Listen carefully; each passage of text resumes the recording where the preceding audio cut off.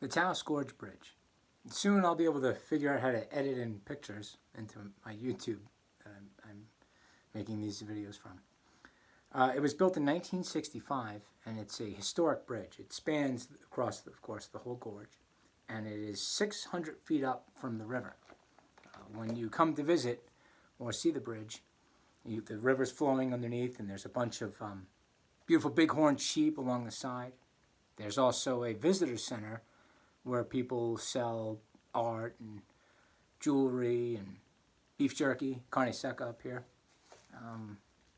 There's also a beautiful trail that you can hike along and take pictures with the gorge in the background. And it's one of my favorite places in Taos.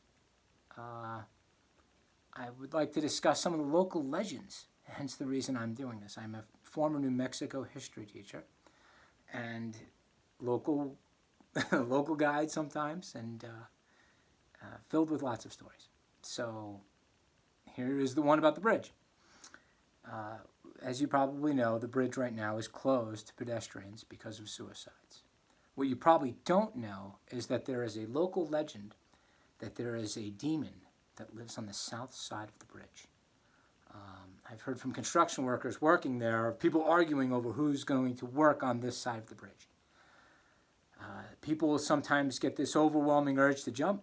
Even some locals I've heard that just they're overwhelmed with depression sometimes, or whatever. One guy came all the way from out of state. I don't want to highlight his story. Rented a car, drove all the way up here to jump off the bridge. Now, suicide is a terrible thing, and I'm not, I don't even want to get into that issue of it. However, the bridge is a magnificent and beautiful sight. It is a historic bridge, right? One of the few like it in the world.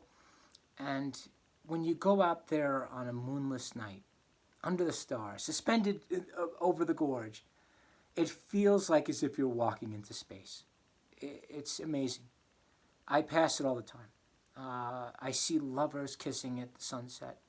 I see artists, families, people scared to get too close to the railing. Thousands and tens of thousands of people come and don't jump.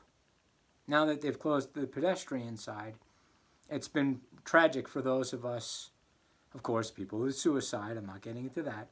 But everybody is collectively punished now. Now, I don't want to get more into this. I would just like to tell more stories about the demon that is allegedly there.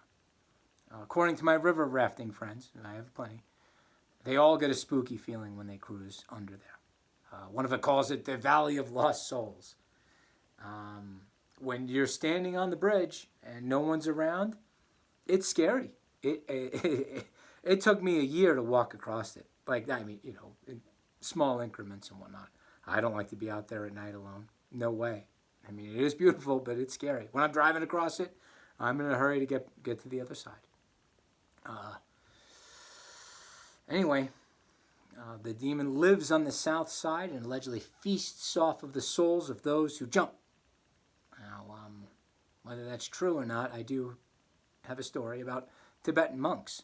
They came here, and if you look on my YouTube channel, I actually have a video of it, and they blew their horns and did their prayers, and it did something. People didn't jump for like 2 years. It kind of lifted the whole vibe there. But anyway, if you do come, there's, like I said, a beautiful trail for you to explore next to it. You can take a picture of the bridge behind you. Hopefully the pedestrian bridge is open by then. Hopefully they haven't fenced it in so that people can continue to come and enjoy this beautiful sight. And if you do hear something whispering for you to jump, don't do it. Because who wants to have their soul feasted upon by whatever dark entity may be down there? Do I believe in it? Do I think that there is a demon that lives in the south side of the bridge? Maybe so. I think I do. I think I do. I've lived here long enough, and I don't know.